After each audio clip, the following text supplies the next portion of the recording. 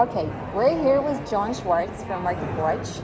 Hi, nice Hi, to good meet to you. see you. Welcome to Austin. Good to see you. This is my first time. Well, you're going to be overwhelmed, and you're going to see things that are great in politics, entertainment, sports, tech, music. I actually like the city a lot. It seems like New York mixed with Colorado. That's a really good comparison. It's a very progressive city. It has a lot of attributes of Colorado. It's a progressive kind of stakehold in what is mainly a very red state, a very kind of macho state, and the intellectuals live there. So this is where they trade ideas at the show. Interesting, and the event also is great, and I had the feeling that it's even more entertaining than CES, which Oh, we God, always yeah. go. CES is torture. That's like if you're penalized if you go to CES. Yep. You're rewarded if you go here because this is a show about ideas versus a show about marketing. But there is still a good chunk of tech people and startups, so I was really surprised. But coming back to entertainment, which is the main theme, Yeah. what's going on in the industry? Well, what's interesting? In streaming, it's really fascinating because what's happening with the tech economy is impacting companies like Netflix, Disney, Apple, Paramount, Warner Brothers, and it's having a direct effect on their content, which reaches the consumer. So basically, during COVID, when we were locked in, all we did was, among many things, few things we could do, was watch streaming. And so we watched and consumed Netflix in incredible numbers, and their revenue spiked, and business was never better, so they started hiring a bunch of people. Disney did the same thing as they were moving more towards a direct-to-consumer. Once COVID was subsided somewhat, people started going out more, and they stopped staying at home watching all these videos, and the subscriptions and the audience went down. Do you have the figures, like how much the viewership dropped? Well, for Netflix, for instance, they would add like 10 million new additional subscribers during a quarter, and then it reached a point where they were actually losing consumers. They were losing 2 million, and then Disney plateaued after jumping extremely high. So what they decided to do, like most companies, is you have to cut back on your spending because the demand isn't as high. So consequently, they've laid people off. They've implemented advertising model. They've cracked down on password sharing. And most importantly, they're not going to spend as much on content as they did before. And the type of content they're going to do is going to differ from what you're used to. Cheaper to produce? Exactly. Cheaper to produce. Like in the case of Netflix, more true crime, more live sports entertainment. And I say sports entertainment because they just did a big deal with the WWE wrestling for $5 billion. That has a huge audience, a loyal audience, and it doesn't repeat. It's always new. Interesting, because they once did it with comedy shows when they started making these comedy specials with all these comedy stars, and attracted viewers who are not so much into TVs and movies, but like comedians. So probably they just tried to pull the same trick again. Yeah, and they just announced this really bizarre idea of Mike Tyson, who's 58 years old, fighting Jake Paul, who's 27, who is very popular with people like my son in their 20s, this UFC type of approach. So they're going to do a live boxing match, which I'm sure will do extremely well. Disney's doing the same thing where they're, like Netflix, looking at licensing shows like Suits and, what was the show? Suits, that's such an interesting revival Oh my God. Suits. I watched They're it bringing the back show then. back. Yeah. Was it like It was back in the HBO It was or USA AMC? Network. Oh, It was the USA Network it's back USA in the Network. 90s. I used to watch it. In the 90s, it was like average. Yeah, it wasn't like, great, but it was like somewhere close to what we like, what we usually. It's like Sex and the City, but Sex and the City is also coming to Netflix. Yeah. So these things are enduring popularity. Plus, Meghan Markle was in it. And speaking of which, she was speaking here yesterday. Can you at South by believe that Southwest. I flew with them? You with did? Both of them, just the next Raw, and I was like, Wow. I know this guy, and nobody even noticed how they got in the plane, but it was the commercial plane, so it's not a private jet, it was the commercial plane of for them. American Airlines. And we have all those jokes that not only I don't have money for Delta, but the Dutchess as well. Well, they are a little bit on the outs with the Royals, I guess, but but they were super nice. that's not, I heard really good things about her talk. She was very down to earth. She was talking about women and Women's Month.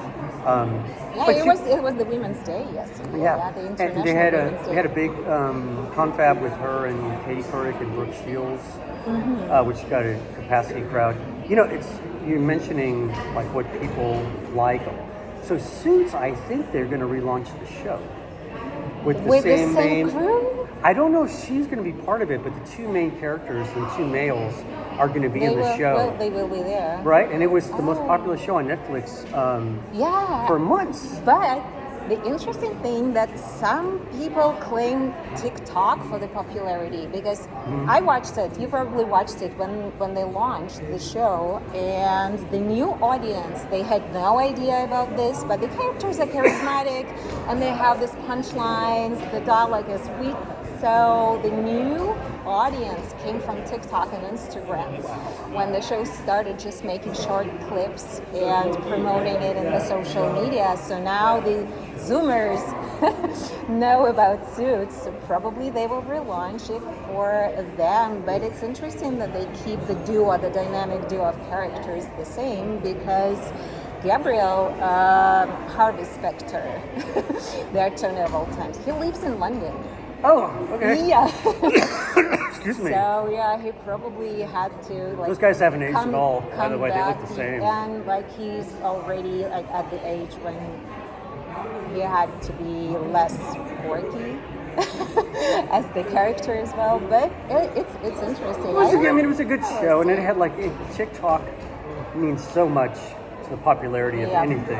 Yeah. Right? The traffic goes berserk. Yeah, that's crazy. But I think one thing I was going to go back to was Bob Iger of Disney has been talking about. He's facing this proxy fight for board membership. And it's going on already almost for a year, right? It's been going on for, yes. And there's going to be a showdown on April 3rd. So he's trying to do everything he can to appease those people.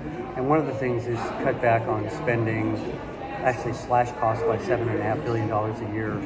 And that means fewer blockbuster types of events on Disney because they had a bad track record the last year. So they can do things that are like more serial type, like week to week, where there's more kind of stickiness among the something viewers. Smaller on the scale and more predictable. This is business side, but I hear a lot of criticism towards Disney and Marvel, especially about the creative approach, that the writers are not so qualified to do the things that they're supposed to do. Like, do you have a take on that? Do you see the decline in the Marvel universe is kind of tapped out in its ingenuity. It's kind of creatively exhausted at this point. People are superheroed out. That people want more original stories, and I think Disney kind of fell into that formula. Like some of the animated features weren't as good as they were before. There's like a little bit of fatigue, and they went with the formula and they kind of went with it too long. And I think that always happens if you're successful with something. And you want to just keep spend it churning it out year after. And it caught up with Apple. With the iPhone, I mean, they just kept incrementally changing it to the point where the iPhone sales aren't what they used to be. So now they face a bit of a crisis. So if you don't refresh the content significantly every 5 or 7 years, you're just going to lose your customers. So we see the decline. Coming closer to tech, doesn't AI help a lot to these creatives to produce cheaper, or it's not there yet? So we're at the early stage of companies adopting AI, and those that are trying to figure out if it works, they're giving it like 6 months to 2 years to figure out how they can save money internally. Yep. But at the same time, they also have to invest in AI. Like Apple's doing that, Meta, Google. Consequently, when you do that, some of the stuff you used to do, which isn't as important, you have to shed. So in a sense, they're in a transition to AI, and the sales are starting to pick up. Like during the recent earnings season, Dell announced that they had sold like $800 million worth of AI servers, which is significant. And they could have sold more, but they didn't have enough supply. Yeah, they don't. But it's starting to happen. To produce it, yeah. It's starting to happen, but it's only a few companies are being successful doing it. And the companies themselves are trying to figure out as customers what works. and usually it's supply chain, HR, human That makes resources. sense. Kind And of also, AI talent is extremely in demand It's and hard to costs find. a lot and hard to find. It's hard to find. Government's trying to hire 400 people within the government to do AI, and they're having a hard time finding qualified people. So, we have the rise of this thing called the chief AI officer. It's like the chief technology officer with AI, which is creating all this confusion and overlap among the C-suite people. So that's something that I don't know how long that's going to last.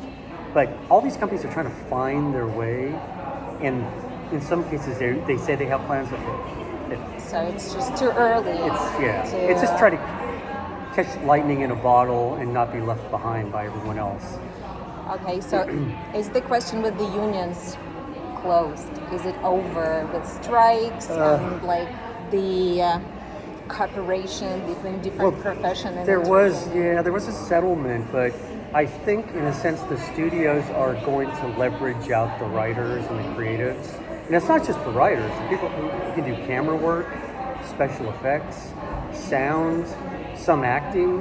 I mean, this is going to continue to be a problem, and the studios are really adamant about keeping some of the language in that allows them to use AI. It's a good way to save money, and it's a good way to produce scripts and shoot some type of middle-brow or low-brow type of movies. The really quality ones, like an Oppenheimer, you couldn't really make that with AI because it's too smart. Yep. Yeah, although I wouldn't discount what AI is going to do in 3 or 5 years. Probably the same happened with CGI. When you over-rely on it, it looks ridiculous. But when you know how to implement it in the moderate manner, it just gives you endless creative opportunities. I remember Terminator, right, with Silicon Graphics, and how that blew people's minds and how it opened this whole new vista. Filmmaking got better, but you always need a story. You need something original that where you think logically, or you think like a human, which is not logical at times. And AI is like so rote in the way it approaches things. Although I'm afraid it's going to become more sophisticated sooner than we think. Maybe it's a good thing. Yeah, you can use it as an assist. I don't totally discount it. I actually look forward to using it to help me do research, to find trends, or to find certain people. I actually think it's a great assistant. But it's like still very bad, especially at those particular things. In journalism, they're already starting to use AI. But they taught AI to solve mathematical problems, which is a great leap forward for AI, because previously they couldn't even count, I don't know, letters in the word, or vowels in the word. Yeah, I mean, humans are scared of technology. Like, we're all reluctant to adopt it. Like most people are. I don't think you are. Yeah, I mean, I'm on the progressive side. I think the technology is a good thing, but not like full force.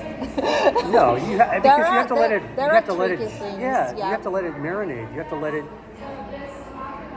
evolve. You can't just use it straight and then go straight ahead. I'll give you an example. So I use some AI programs, and somehow when I book tickets, airline tickets, they pick up my non-official name, like my nickname, from the browser, from God knows from where, from the Facebook or from Telegram, and they put it on the ticket. And then they have all the problems like explaining this. And it happened twice already. And I don't know how they do it, like in a discreet manner, not showing me, assuming that, okay, I'm your AI, and I know what's your name. I know what's your last name. I just put it in the ticket. That could create problems if you're traveling with a passport, for instance. Of course, yeah. And this determination that can be implemented in AI, it can interfere with identities and a lot of things going on with this deep fakes and voice recognition. Well, President Biden did talk about things like altered sounds. He didn't talk about deepfakes in terms of video, but in terms of sound. And that's like an obsession with the government, is to try to get ahead of the AI problem with the workforce and the economy, political subterfuge. they're trying to get ahead of it because they didn't do that with social media, and consequently, the 2016 election was all about social media. So they still regret about social media, and they're going to get about caught. like slipping this through their fingers. Interesting. And the scary thing too is like places like Meta and Google and Microsoft, for the most part, they cut back on their security because of their cutbacks, especially Meta. And as a consequence, it's going to be easier to breach systems. Oof. And now with AI, with a chatbot, you can do a lot more work with fewer people, and it's going to start influencing. I mean, it has influenced some elections outside the U.S. So we will see the understaffed problem, which we saw with the blue-collar jobs when you go to the coffee shop and there is only one person there, and they shut the shop like at 12. I remember when they started doing the robotic coffee makers at airports, and those are actually they're not popular, but I see them more and more at SFO and other airports. I don't know. I think like the efficiency is the problem because we had the vending machines forever, so it's not new. Like it's the same robotic process, but people still prefer to go to the shop. They want the human touch, right? Like they want a little extra hot. Right. Like they want nuance. People want nuance, and AI is not very good at nuance yet. Yeah, it's Eventually. very bad at nuance. And a lot of things that we're talking about right now portrayed in the new Netflix show, Three Body Problem. I know. How was that last night? I don't know because I never got in, but the line was crazy. There were like thousands of people out there standing in their summer clothes, but the temperature dropped to like plus 10 Celsius. It was freakishly cold, and people still hoping to get in because the book is wildly popular and it's a very good sci-fi. Wait, do you think, I mean, it's really interesting, like, people are obsessed or they're infatuated with what sci-fi can do, but they're also terrified of it. At the same time. So they want to learn about it. I mean, AI has kind of captured the imagination of the public like no other technology I've ever seen. I think it's because there is a lot of psychological truth about humanity when you put it against something that is not human. I think the popularity of sci-fi relies a lot on this principle, like the foil character or the foil story. When there are two humans, like they're equal in the like God's creation. I don't have a better expression to say, but when there is a technology which is a completely different thing, like it thinks different, it acts different, and sometimes we don't even know what's there, it says a lot about who we are as human. And this particular book is interesting because there is a depth in the political analysis. The author is American Chinese, and the book says something about the Cultural Revolution and the consequences. So partially that, and also interesting thing that I haven't seen a lot of advertising for this show. I knew it because I remember when they launched shooting, and I was like, oh, interesting what they will do with this. And we had a conversation with friends that if they spoil it, we will break their legs. We will go to the Netflix office in LA. Well, they had this event last night, and we were walking by it, and I thought there was a fire. Yeah, and there fire. Was these, looked like red, I didn't see flames, I saw this red light emanating from the ground with smoke. And then I saw the Netflix logo, and then briefly saw the title, and there were... Just like for the event, but usually if they really want to promote the show, you see it like everywhere, like through screenings. Here it was relatively quiet, but still people were so into it, and I think it's like the popularity of the book. And interesting that the cast is not like, there are no big stars in the cast. Because again, it's like Asian thing, maybe like Asian actors that American audience is not familiar with.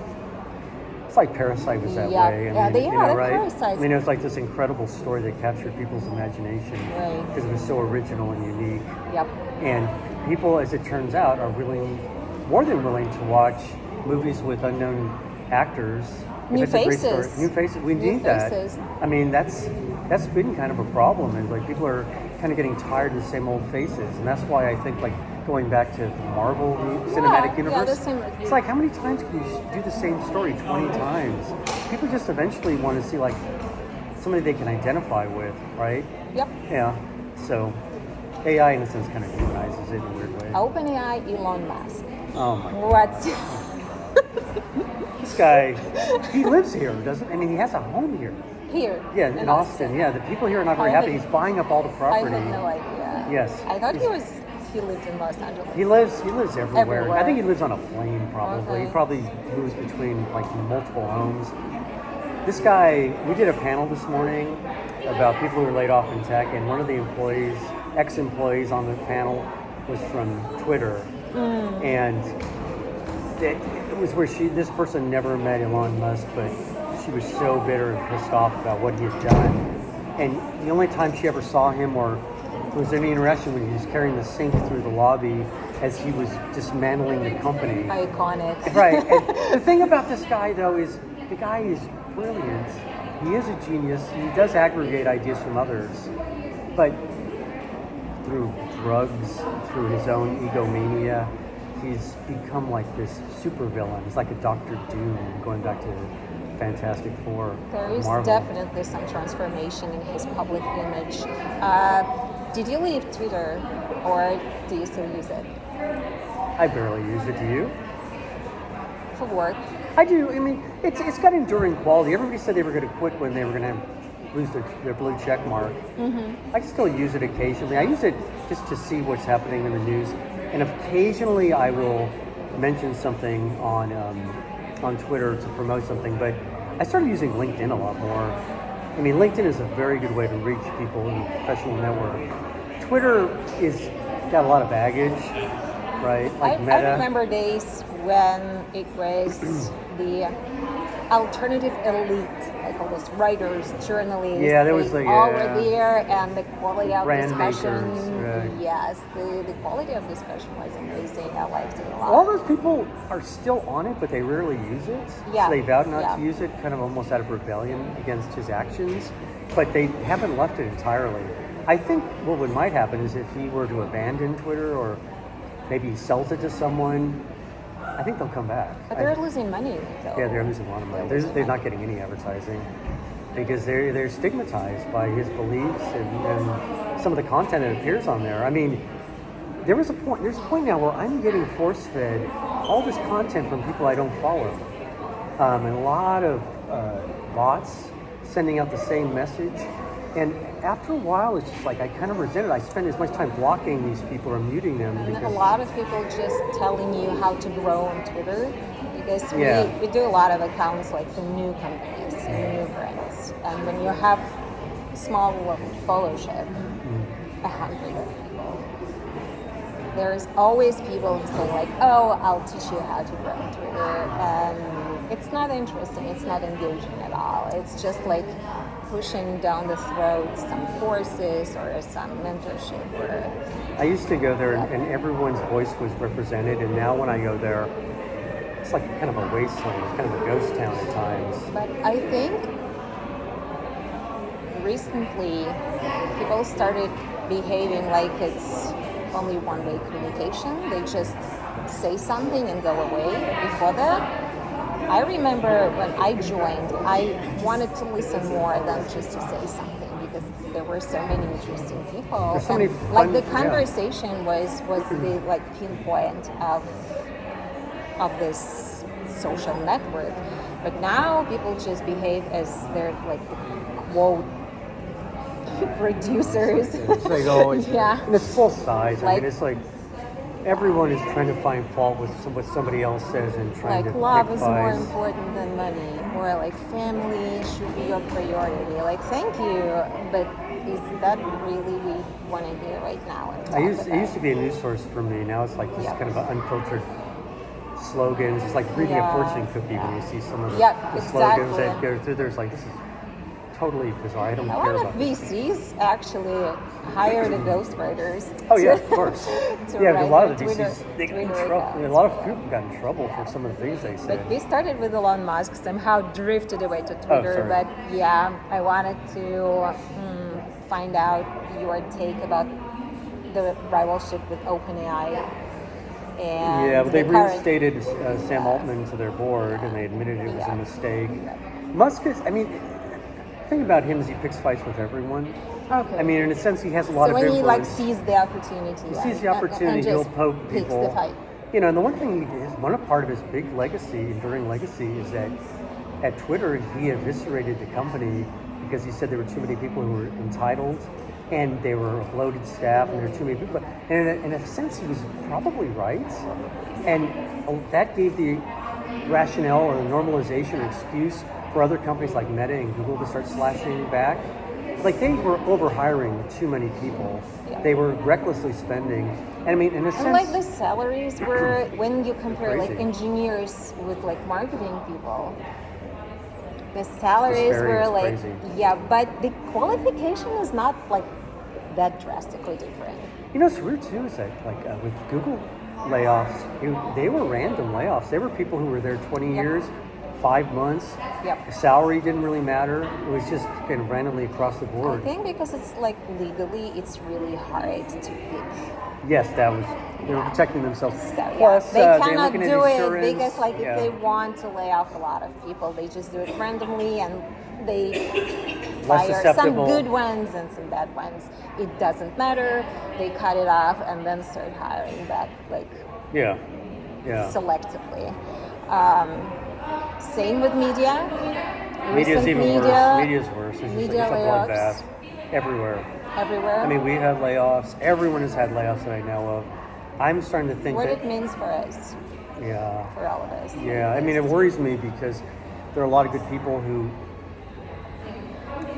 just lost their jobs after decades of good service, and it had nothing to do. It had a lot to do with their salary, more than anything else. It didn't have anything to do with their ability or their Yep. age or their gender or their sexual orientation. It all had to do with how much money they made. Yep. And so it's just a bottom line culture. And then we have these equity funds, private equity funds that try to buy and have bought someone, have bought have already, somebody like yeah. the San Jose Mercury News as an example, LA Times. LA Times. It's like the classic example where they just ruin the product. I actually think But we're they gonna- also interfered with the editorial policies a lot. Yeah, they did. They the interfered. family, yeah. Right, they tried to bring business Yeah. acumen Right. to And the like editorial told process. reporters how Yeah. to report. Yeah. Don't write about that. We're going to lose Yeah, that yeah, advertising. yeah. Or write about this. Or write about this and we'll gain the Yeah. advertising. Or you have to report on this. I suspect that you're going to see more papers just disappear. They're just going to become online entities. Like, there are certain papers, I think, like the San Francisco Chronicle is just going to become an online.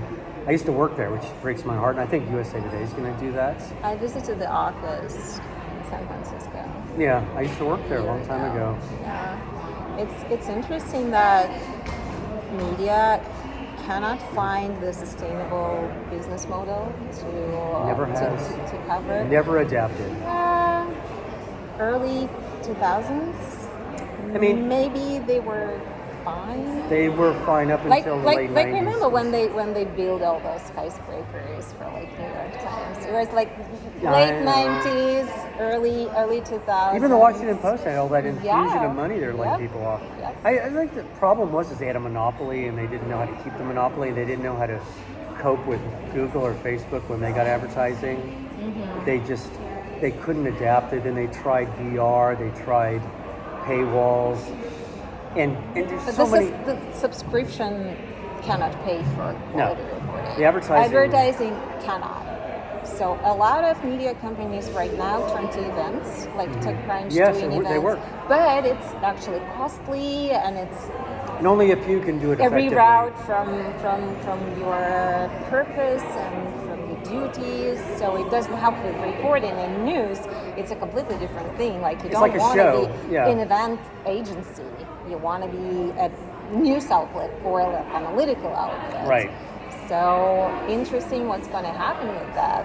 They try to because- monetize it by charging these fees. And you know, some of the shows are really popular, and Fortune did a very good job of it. Yes. Yeah. I used to work at Forbes. They didn't do as good a job.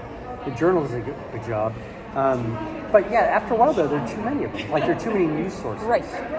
So there's just a preponderance. And your attention is still limited. There And you is can't only afford it. only that quantity that you can watch or read.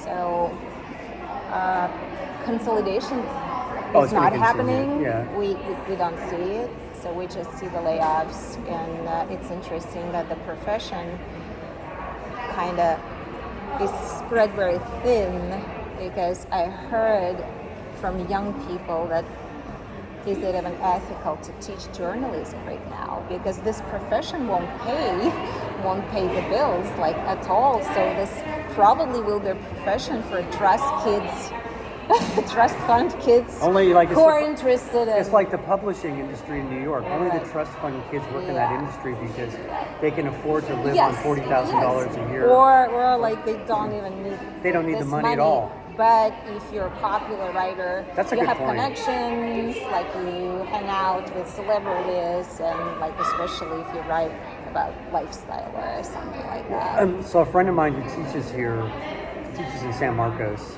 it's not too far from here. He teaches at Texas State, and he said he used to teach radio and TV and then print journalism. Now he teaches digital media and how to get your message across through social content.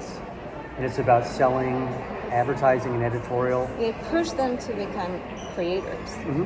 Yeah. From reporters to creators, which is a very different thing. And all the interest is actually in that area now. Like you're pressured to produce content no matter what, and this content should be viral and clickable, and that's the completely different thing. It's totally morphed. Yep. Yeah. Well, I mean, industries do die.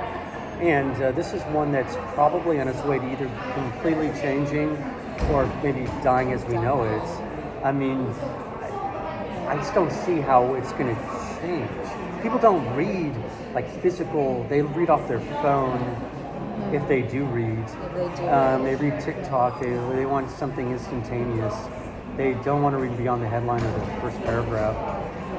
Like the wire services all kind of stress that. All the media companies. These will be just like private clubs where people still love to read. Oh, wow. And like want to read, and the audience will shrink to some people who can pay, I don't know, $100 per month. It's kind of like what happened to the publishing industry. Like I read books, but a lot of people don't read books What is anymore. it? Oh, this is The Bell Jar by Sylvia Plath. This is an incredibly like it? well-written and depressing book.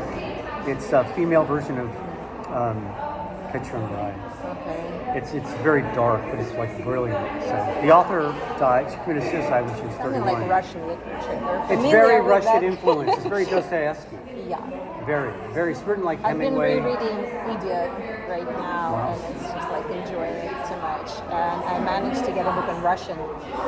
They sent it from Canada. What is like? I was going to ask you a quick question about the media in Russia. What is that like? It's a nightmare. Yeah. So not a single independent media survived, and especially the last 2 years. A lot of reporters left, but they either changed their jobs or just like trying to report for several outlets. There is a Russian language edition of some German newspaper, I forgot the name, some BBC in Russian does some reporting in Russian, and that's pretty much it. But Russian people don't have access to those because everything is banned. And this crazy thing is, if you live abroad, you shouldn't even travel right now because they imprison people for no reason, for like on Facebook, because they need people for exchange with the prisoners. Right. And that's happening like with if you have American passport and Russian citizenship, a lot of people are now just get thrown in jails for these purposes. They just find, I don't know, a donation to the Ukrainian army from like $6, and that's pretty much it. Yeah, there is a girl. She's now in Yekaterinburg. She has an American passport, but her family was in Russia. She went to see her grandmother, now in jail, and there is a movement like consulate try to help her somehow because she's like a freshly minted American. But again, all the recent events with the death of Navalny, it shook the nation.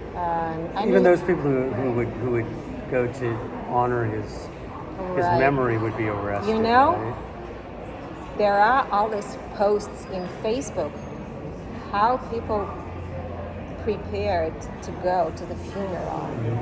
They took their medicines, like warm coats, copy of their documents. They left their wills for their children. They left their keys, like in case they will detain me for like weeks. You do this and this and that. They gave their pets away if they live alone, so they don't stay in their apartments. So people wrote all those things, like how they were going to the funeral, to the church, to the cemetery afterwards, and they were absolutely ready to everything, to get beaten, to get killed, to get thrown to jail, and it's a heartbreaking, but yet so heartwarming when you see that a lot of people came. A lot of people came because. And mainly, are they all different ages? Or are they usually younger? I think the different ages. For what I saw, so I live in the U.S. for 8 years. When was the last time you went to Russia? I went to Russia last time in 2021, briefly, and I got to Moscow, but I had no time. It was a business trip. I had no time to see my family. They're not in Moscow. And I felt like, okay, I'll come sometime next year. Voila. Yeah. So I think I won't come in the nearest future. And I told my mom and I told my daughter, like, okay, prepare to whatever. I cannot come. I won't risk, because I'm definitely somewhere in some lists for my previous writings in Twitter and in Facebook for my position, like anti-government and anti-Putin, anti-war. So it's crazy how people are left without any information of what's actually going on. So in the United States, it's just the opposite. We have so much information. Some of it we can't trust. Yes. But most of it we should. But still, you have information. At least you have the option, but you can say yourself what you believe. But there, I mean, they ban books. They banned oral. Well, they do in Florida too. They ban oral, like all his books. Harry Potter. Well, that's happening in some states in the U.S. too now. I mean, it's terrifying. Like some of the books. It's like when we observe the situation here, we're like outsiders. Right. Like we see, we don't have a dog in this fight. We don't have a horse in this race, and like we see very objective picture. And when I notice similar things, I'm like, America, just like get your shit together, because like we're from the country where we're kind of they went all the way on this road of making people think what they want and making people do what they want, and now it's a nightmare for not only for Russians, like for all the neighbor countries, for like half of the world. They've shaken it just because they thought they can make you, force you to like them, to accept their ideas, to live by their book. The tragedy is that it's not about something like vitally important or substantial. It's just they want to stay in power, and they go all the way till the end. They'll never stop. If they feel like they need to kill people for it, they will kill people for it. Not only just one person who they didn't like happened with Navalny, or with people they don't know, like people in Ukraine. God knows what will happen. But it all started with regulating media. I remember. That's interesting. I was so suspicious, like even in the early 2000s, when like slight preferences started, like, oh, we don't write about this oligarch, or we don't write about that, or we just try to intimidate this reporter or that reporter. Happens, it was just like a subtle moves. That's how it started. I saw it, and I'm like, it's gonna end really, really badly. And a lot of people were like, okay, you're too pessimistic. And I was like, let's see. But the reality right now is even worse than my worst pessimistic prognosis back then. So they just crossed the line. Even I draw for them, thinking very little about like how they care about people or the country. And nobody knows how it's going to end. Nobody knows. Wow. Nobody knows. This is pretty heavy. We started talking about It South is. by Southwest, and Yeah, now we're talking about yeah, world but politics now and we're like the hot we're spot in the talking world. about like heavy stuff.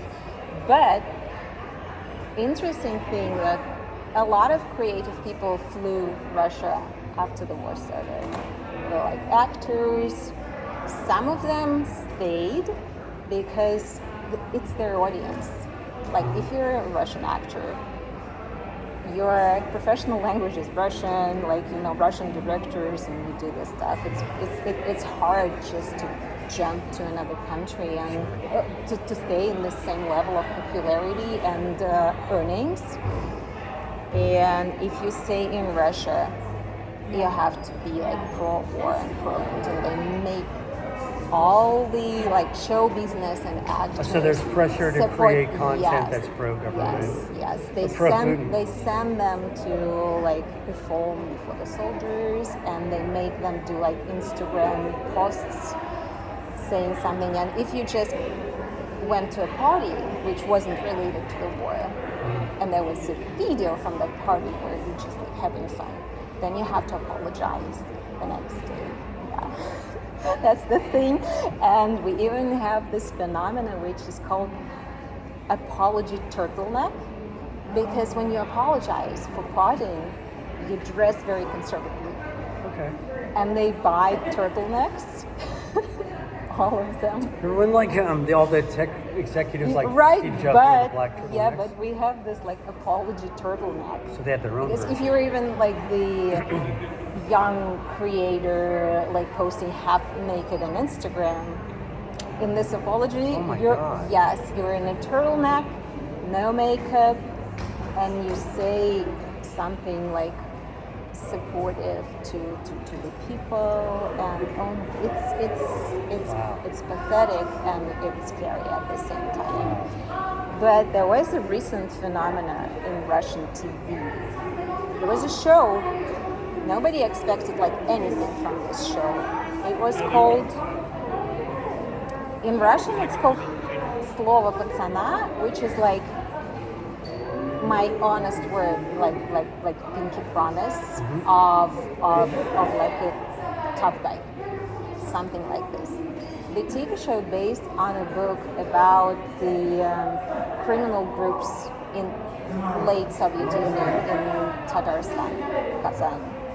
And there were like several criminal groups. They fought each other, and it was like really, really tough for people in the city to live through. It was this like perestroika and all the shocking economic changes. People were poor, people lost their jobs, nobody knew what to do.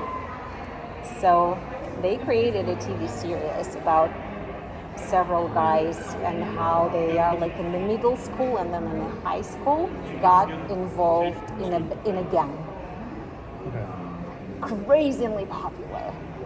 So it was like all over because the show was so good and combined this like nostalgic for the times where Russia has hope for the better, for like changing to So the show's popular. to the democracy. Is the show popular? It is crazy. And the government's popular. okay with So the government, it was like when you see the show, there is like the political content there is very ambiguous. So you cannot see the writer's By position. intentionally, right. Like what is Right. it? Everybody saw what they prone to see, and there were arguments in the internet. Someone says like, oh my God, this is like pro-Putin because like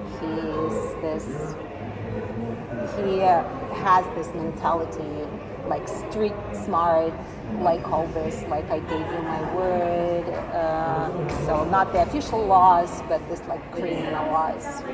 Others say like, oh my God, this is like the fresh air about this times when we all thought we were going in the right direction.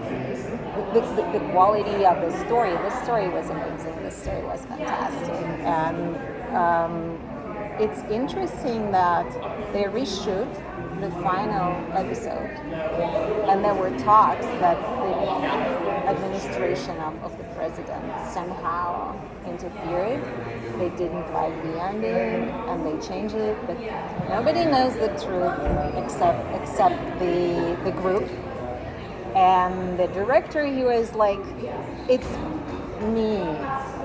I just didn't like it. We were in a hurry, and when we saw the final product, we decided to change it, and they reshoot like in a hurry, like in 3 days, the final episode. It was already April, and they needed snow, so it was all this hustle finding some snow in April. So when you watch this, I watched it. How do you gain access to what? Is it just?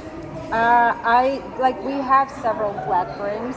If you have the Russian banking card, and I have it because of my daughter and my family, so I still have a banking account. So my credit card is Russian. Okay. And then I paid for, and then of course it was VPN, just like to screen it in. But like some use torrents and we'll watch it. So the quality was awful because of all this Frankenstein way. Yeah, 3 days. To see. But I saw it, and another interesting thing that when they shot it, they licensed international pop music popular in 80s and in 90s. It was all this like Sabrina, Modern Talking, but when the war started, they cut it off, so they decided to use Russian music. It went really well, but it was the problem. And the director told that he had to change all the playlists for the show because of that, so they couldn't use a single international tune, though it was the time when they just flooded the market. We all listened to it, do they like address is there coverage of things like AI or technology being used for good or bad purposes in Russia? I just don't know. I mean, I'm just curious. We don't know, and I think everything that is related to this technology, if you have official news, it's probably not true. Right. I think it's like covered. If something happens, it's like covered with the secrecy. It happened with the technology of face recognition. 10 years ago, they actually acquired very talented guys. If they were here in the Silicon Valley, they would probably be very successful founders. They developed this technology of face recognition, and they said, no, we're acquiring you, you stay in Russia, and they use it now everywhere, in the subway, in taxis, on the streets, and all they use it for is just for like oppressing people who think differently. They just detain people from demonstrations. It just happened with Navalny's funeral. They started coming to those people who went if they recognized their face on this like CCTVs and face recognition. So I think with AI, there are a lot of talented engineers right now. AI would be really good. I think like probably all of them work for government. Yeah, I'm sure they do for obvious reasons. Right. And yet, like with the software, a lot of software engineers, they just make the copies of the American software or European software they can use right now. So the job market in Russia is pretty good right now. Okay. Where it's like you're a developer, an engineer, but the people you work for, not very nice people. Oh, they have ties to the government, or yeah, right. 100%. Because I once went to China. I went to Beijing, and I met up with a company that was Americans and Chinese, and there was a thought among people who were American who lived there, and eventually left the company, that there was this very strong tie to the government, and they felt they were being surveilled. And it was the CEO was a woman who I think was an operative of the government, and they would always have problems at their homes where somebody would show up at their house. They think that it's worth it, just like to infiltrate Yes. all the industries, everything. And like you said about internet and the US government, they thought it was something they don't need, but now they regret that They never knew, the government in the U.S. never knew how to approach technology or how to use it for the most part. Governments are not the Right, best. they're not great test cases. I mean, they would think about these high and mighty, like going to the moon or... But they have resources, you know. They can just make their moves later on the stage, but just like grabbing all the people who already... That's always been a big disconnect, though, between the government and Silicon Valley. Like, there's always been a disconnect between Silicon Valley and almost every other major hub, like the media or the financial banking or Hollywood. The VCs hated journalists. I think they still do. They do. They do. There is this like two-way hatred, but it's kind of love-hate because you need your sources, but it's always the companies, they don't like how they're portrayed. The journalists don't like that they don't say meaningful things. Mark Andreessen, was at war with him. I used to be really friendly with him, and then he got really angry because he was making comments over the years that people took umbrage with, and so he went quiet though. He left Twitter for a while. I think he's maintained a really low profile, but it was unfortunate, but I don't really cover VC much, but I used to, and there were a lot of really kind of barbed exchanges and testy relationships between, as you said, the press and the VCs. But there's also like drifting apart because there is this notion that all reporters, they don't understand technology. They write everything wrong, and we know, but... And there's this thought that a lot of reporters hate technology and only do it because they can make a living writing about it. Yes. And there's some who love it too much and they just like it. Sometimes they just watch the lifestyle of their sources. That's what it's become more and more like. I mean, it's more like a cultural pop phenomenon. Like the whole Sam Altman story is a perfect soap opera to cover. So is he this new Machiavellian hero of the planet? Yeah, he's a flawed character, but he's a flawed character. He creates his own issues and his own problems, but he also he's like his best interests are at heart. I think he's a genuinely good guy. But again, when you get thrust in the position of being so important overnight with so much influence, but he played it well. Didn't he? He did. It's a skill. It is.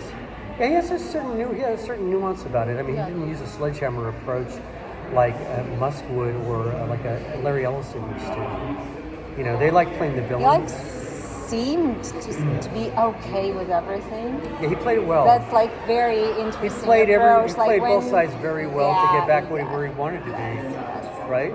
Yep. Right. He didn't burn bridges. I was fascinated with this story, and how he handled it. It was very interesting. Very deft handling. He's like a player. Yeah, within days, a couple of within days, he's back. With just one tweet. The way he just leveraged Microsoft. Yes. Yeah. Oh my God. Yeah. He had everyone. We always see the TV show about this. Yeah, there's going to be a book, obviously. There'll be a couple of books about it, and there'll be a show based on it. Yeah. There's the show based on what happened at Twitter that was in the works. There was the one at so now, Uber. We have WeWork, we have Uber, we have Steve Jobs Theranos. Right. Yeah. Theranos. Yes. Yeah, 2 even shows. About the doc and then the miniseries. The Dropout. Yeah. And the blood. She's in prison in this state, I think. She's in Texas. Yeah.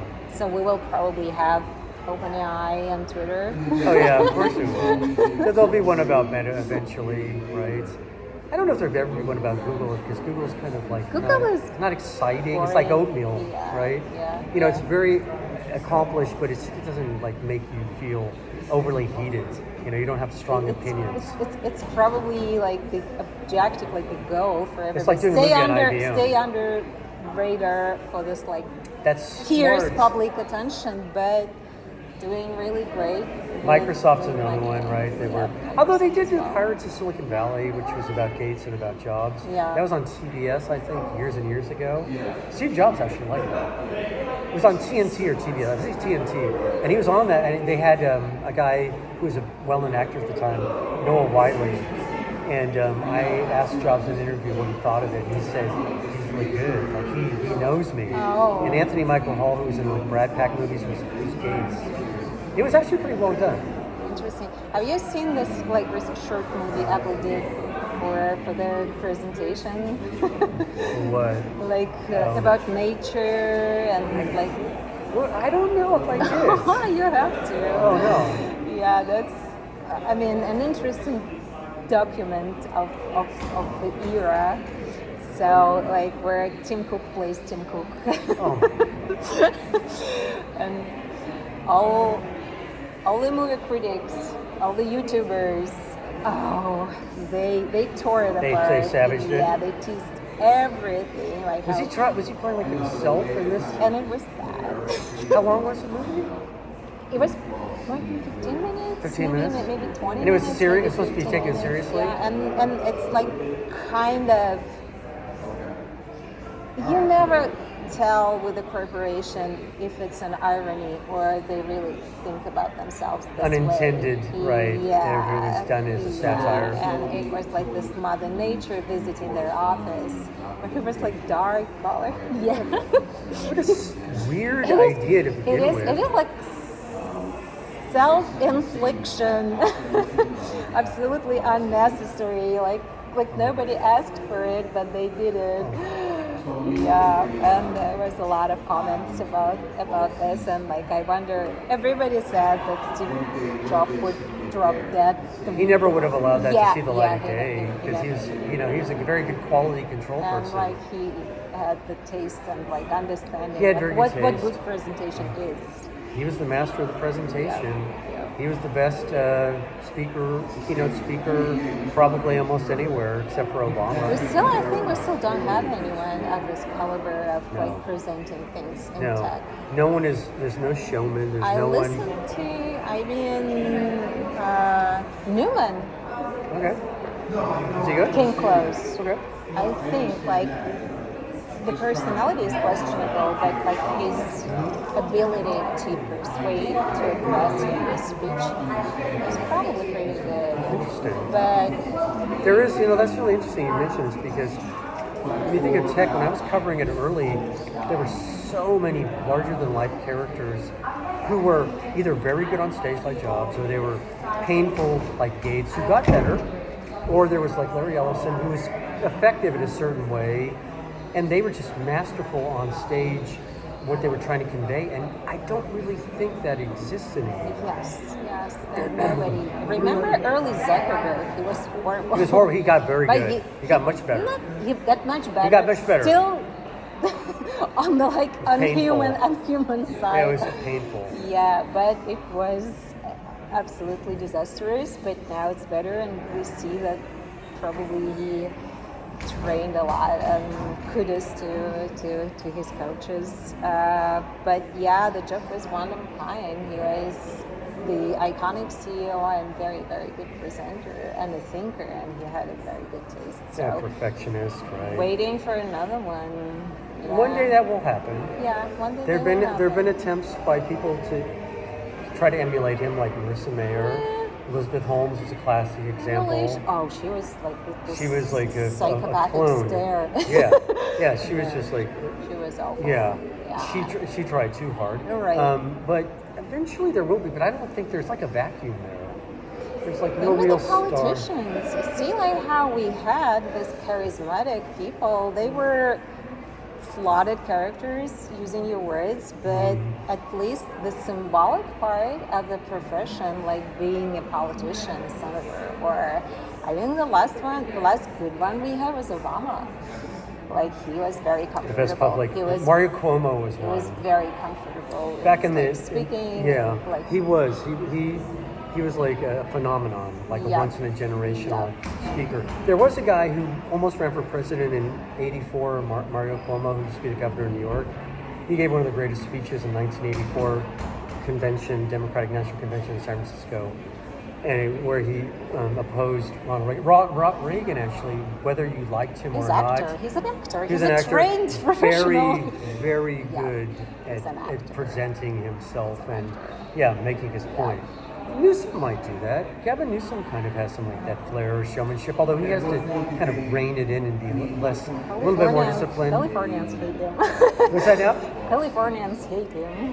Yeah, For what he does. he's pivoting to run. Yeah. But there are certain people there's a guy named Wes Moore who's the governor of Maryland, who's like another kind of Obama type character. I actually think he could do that. Like in tech, though, I think about it. I can't think of anybody. Nobody were like, I want to go see that speech. No. Another thing that probably some communication people out there are very charismatic, but they're not in the position to speak at the highest level about the company. No. And they're not like tech leaders. If you watch Apple's events, they started doing a little bit more of that. Like Tim Cook, he's kind of a stiff speaker. He's not great, he's not bad. But they've been interjecting younger people, men and women at Apple. Again, they film it, so it's like pre-recorded. It's all pre-recorded. But some of the people there are pretty good. And they're trying to kind of promote them. You always can tell who the next leaders are going to be because they start interjecting them in these presentations and you see more of them and they get a bigger and bigger role. It's interesting about leadership. There are a lot of talks that charismatic leaders harm the companies. That like it's better when there is more like equality and like equilibrium in the deeper power. Bench. There's not one superstar that runs the company. Right. And yet, from time to time, people crave for like somebody to inspire them. And same in politics. And like in Russia, there are a lot of talks that we don't have the leader of opposition to follow.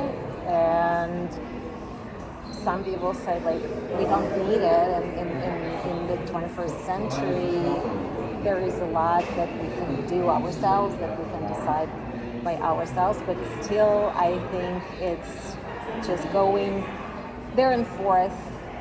Like if you have too many leaders, you feel like you're excluded. But if you don't have anyone, it's like an opportunity for everyone to rise to the occasion. Oracle used to have a really great deep bench when Ellison was the CEO, but a lot of those people went off and became CEOs of other companies. And General Electric was the same way when Jack Welch was the CEO. And they now we as don't successors. even know who runs General Electric. I have no idea. Same. I couldn't tell you. I couldn't tell you anything about that company. Yep. Because it's like a I think nameless, they're still faceless. doing good. No? Yeah, they are. Yeah. But they're just nameless, faceless Right. company like a It's Xerox. like, I don't know. Or like an IBM. Yeah. You know, there's just like a monolith. Hewlett Packard, like, everybody knows. Hewlett Packard, it's Enrique Lores. I only know that because I do the briefings with him. Yep. It's a very nice guy. He's been there a few years, but it's not like Hewlett or Packard or Meg Whitman or Carly Fiorina, even Carly Fiorina or Luke Platt or John Young. There's this whole list of these great CEOs over there. But these are old companies too. They reached a point where they're like 80 years old, 90 years old, 100 years old. Like IBM's 111 years old. HP's been around for like 90 years. Apple's been around since the 70s. Yep. You know, they get old and they become conservative and kind of set in their ways, and they kind of become a little like institutionalized, maybe. They're not as charismatic. Sometimes they lose the competition to startups. That's why we hope people like Alphabet, like it's Sergey Brin, who is like an interesting character, very interesting guy, and then you had Yahoo. I heard this crazy rumor that he goes to these tech parties and performs as a magician. I think that's. I don't know if it's true. Yeah. Like he learned It's probably true. some performances. Like sleight of hand. Yeah. Wow. Well, yeah, It's just like for kicks. yeah. That's interesting. Like it's. I mean, that humanizes him for me. Right. Right. He has all this like costume, this hat, everything, and You should do like that on stage once. I don't know. Yeah, just do it for as a lark. Maybe it's a ridiculous rumor. The problem too with these companies, they're so big, they're so powerful, they're like nation states. So you can't take risks, you can't be silly, you can't do anything over the top. You have to do everything by the book because there's so many regulations, there's so many people who might sue you. A lot of people depends on shareholders. you. Like you're not only responsible for yourself. Again, that's good to understand this responsibility because it's not just you right now. Some people they don't have a voice, but the consequences of your remarks or your speeches weigh on them as well. And everything is so dissected now in the social media age. You say something a little off, or you make a weird face, or and you're something. canceled. Yeah, Like Linda Yaccarino, who's the CEO of X. She took so much heat for some of the comments she made, or her disposition in an interview at a conference recently. I remember someone found out that she didn't have. Yeah, she held her phone up. Yeah, she didn't have the icon on the first on the She had home screen. Facebook on the front. Yeah, And she had inadvertently showed it. She took so much heat and shit for that. I remember in the early days in communications, like when you pitch some company and you come with like a wrong cell phone. For example, you come to Nokia and you have Samsung. You're done. So nobody will talk to you, or like the wrong laptop, I've done the wrong this. shoes. Yeah. I went to a Cisco event at Mobile World Congress years ago, and I had a lanyard from Huawei. And the CEO of the company said, "Why are you wearing this?" Yeah. And because of their hated rival, and it's like, so you had me take it off, and then you put in the Cisco lanyard, and then I put the badge back on. Okay. And you wouldn't let me wear it in It front of me. reminds me of this story when I was looking for internship. It was just like last year in the university, and the Kodak had this position opening, and the competition, like the process was as if it was like Olympic Games. Wow. We had like this logic tasks and all this things that we had to prove ourselves, and then finally it was me and another girl and the CEO, and he asked us to bring a photo of ourselves, and I just took some that looked professional, and he flipped it, and there was like Fuji printed across because I printed it in the shop near my house, and he's like, "Oh, this is our competitor. I'm sorry, we cannot give this position to you." So oh my God. So I once went into an interview with Michael Dell. It was here in Austin. It was after a speech he made, and I wanted to take notes on my laptop. And before I took my laptop off, he says, "Before you open your bag, do you ever use a Mac?" Yeah. And I said, and I opened it up. I actually had a Dell PC. And I opened it up and I said, "Are you surprised?" And the interview went really well. But there's like a little bit of tension, right? Because I was told not to ask any questions about Apple. But it was like the icebreaker. It was an icebreaker, and he was nervous. And then after that, he would talk to me all the time and send me notes. And I was just like, the silliest little thing, right? Yeah, the pivotal point. Like if you pull out your iPhone, like at an Apple or like Samsung the bottle event. of water or something. Oh yeah, that was the thing about like when Jobs would speak. He had like a certain bottle of water, like Evian or whatever. He had to put it on a stage on a certain stool, and if you didn't put it at the right angle, and if it wasn't on the right side, he'd be furious. And it was all about the presentation and how it looks. So these guys are control freaks. When I say guys, I mean But I mean, the ratio, like how much you control and the end result, probably worth it. It was worth it for him. He macromanaged everything. Although micromanaging sometimes, he could get away with it. Yes. Like a president, like a Jimmy Carter who micromanaged everything. This is not illegal. It didn't work. It didn't work. It didn't work. Right. It blew up because he was always caught in the weeds and he didn't look at the bigger picture. So that's why Reagan. I'm not a fan of Reagan, but he was good at looking. He and Eisenhower were good at looking like the overall picture, not going too deep. Obama would go deep; it could still do it, but like at tech companies, there's so much. This company is so much bigger. They got so many products. They got so many people. There's so many operations that you have to have like a whole team of specialized C-suite folks to help the CEO. You have to trust, and the CEO has to trust them because there's no way you can possibly handle this. These guys are. You have to have the vision though, and the intuition, like the good marketing intuition, like when, what, and then hire people who you trust and who can do the job for you. Awesome. It was amazing. That was great talking to you. much. I learned a lot about Russia, and